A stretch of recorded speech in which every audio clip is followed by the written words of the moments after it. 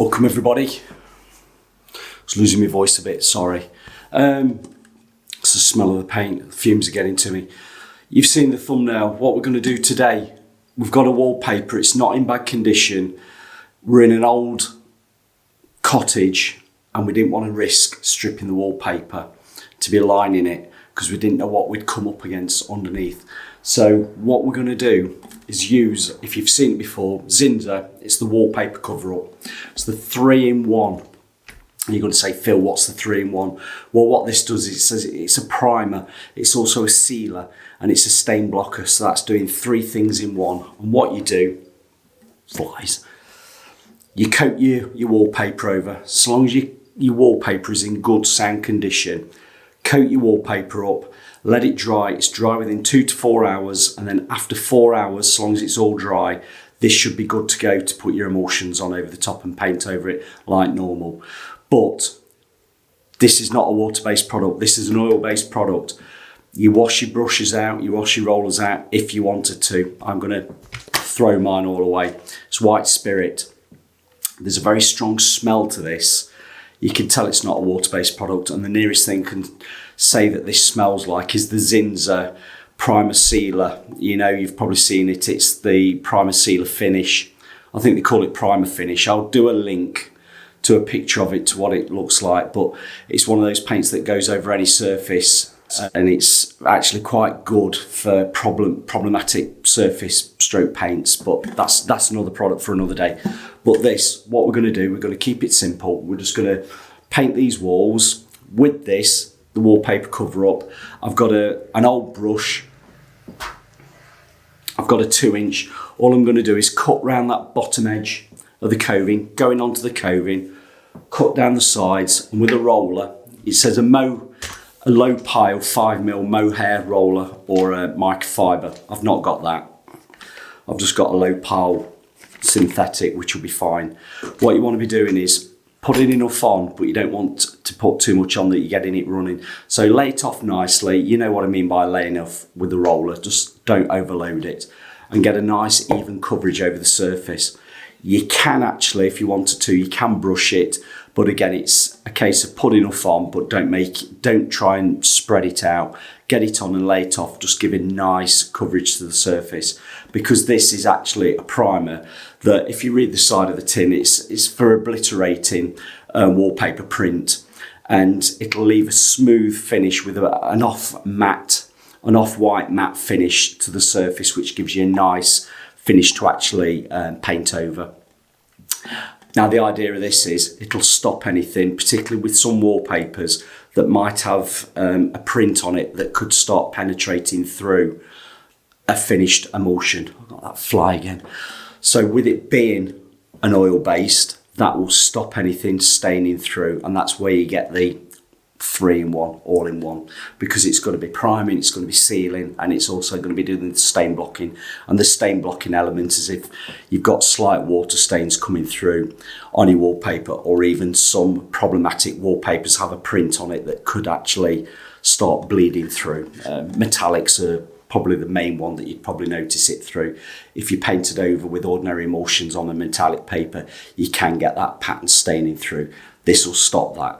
And this is what I want to do today. I'm not going to make this into a long video. I'm just going to be cutting in and I'm going to be rolling it. You'll see me do a little bit. We'll go off camera and then I'll show you when we've finished.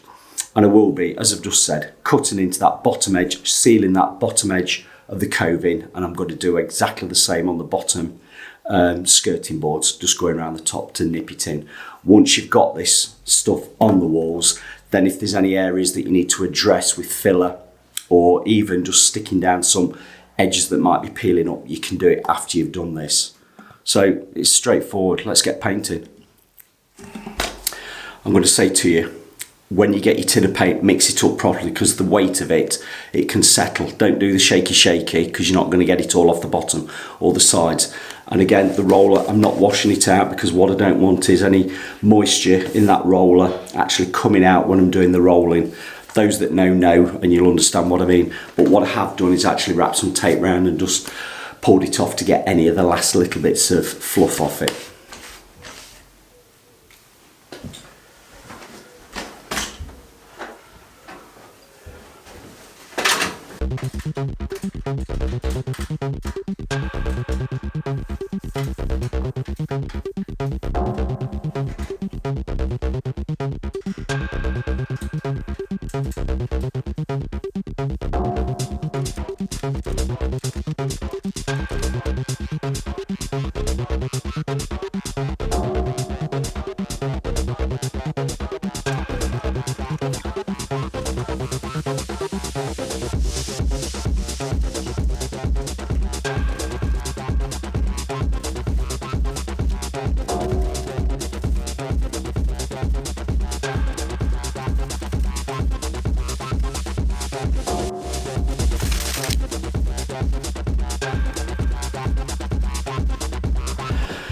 There we have it.